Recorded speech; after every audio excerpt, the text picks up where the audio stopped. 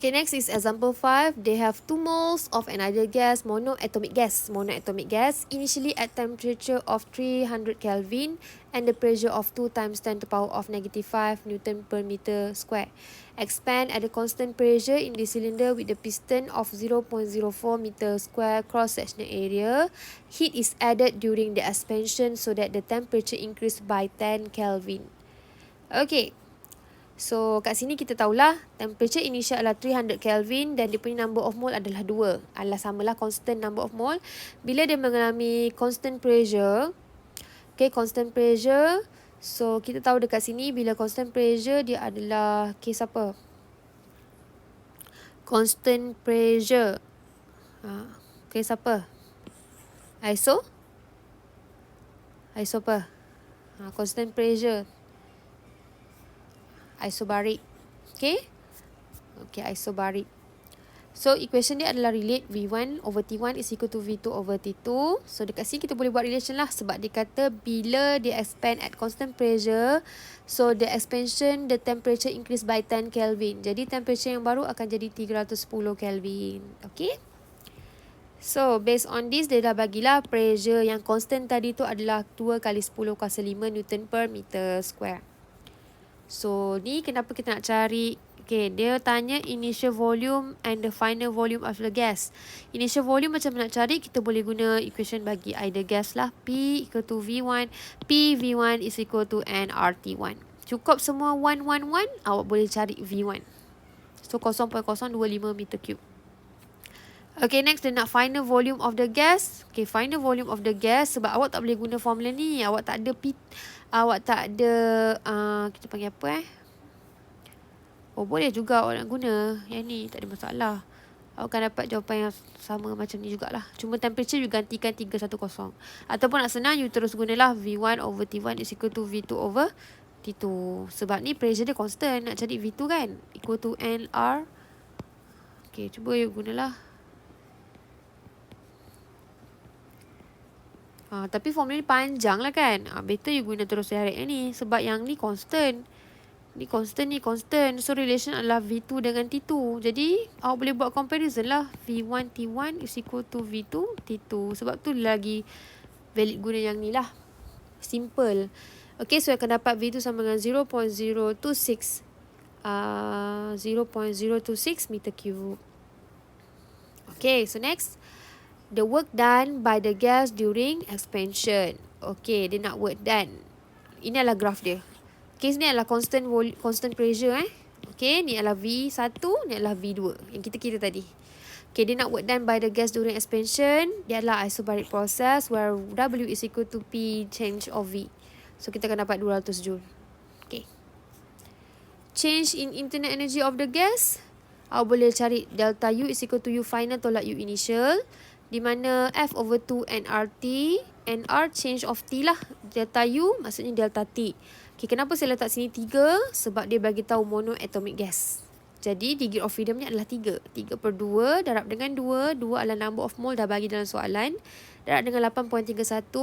Change of temperature. Temperature final 310 tolak dengan temperature initial 300. So, dapat 249.3 Joule. Okay. So, next adalah dia minta amount of heat added into the gas. Amount of heat added adalah Q. So, delta U is equal to Q minus W. So, Q equal to delta U plus W. W dah cari. Delta U pun dah cari. So, you akan dapat heat added is 449.3 Joule. Okay, last example 6. Half mole of either gas expand from volume 20 times 10 to the power of -3 meter cube to 50 times 10 to the power of 3 meter cube at a constant pressure of 1.5 times 10 to the power of 5 Pascal. It then compressed to 40 times 10 to the power of -3 meter cube at constant temperature. The initial temperature of the gas is 20 degrees Celsius. Okay, so calculate the final temperature of the gas.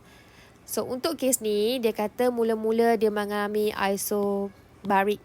And then, dia akan pergi kepada isothermal. Sebab isothermal dia kata compress. Jadi, dia naik atas lah. Anak panahnya ke atas. Sebab compress kan, so volume dia berkurang. Okay, so inilah kita punya graf bagi PV graph. Okay, so initially kita ada half mole, number of mole, and V1 dia dah bagi, and then temperature 1 pada 20 degree Celsius. Okay, mengalami constant pressure. Okay, daripada sini, ni maklumat dia. Dekat sini maklumat dia yang ni, yang saya tulis ni. Sebab bila dia mengalami constant pressure, so ini, dia apa yang ada kat sini, dia adalah yang ni. So V2 dia 50 meter cube, 50 kali 10 negatif 3 meter cube. And then kita boleh cari T2. Guna equation ni. V1 over T1 is equal to V2 over T2. Okay, so you akan dapatlah temperature dia adalah 732.88 Kelvin dekat sini. Ni temperature tadi kat sini 293.15. Kat sini adalah 732.88 Kelvin. Okay, so bila dia mengalami isothermal ke proses yang seterusnya, this is proses pertama, and then this is proses kedua, this one. Proses pertama, ni proses kedua. So, position ni adalah maklumat pertama kat sini. Ni adalah maklumat kedua kat sini. And then yang ni adalah maklumat ketiga kat sini. Boleh?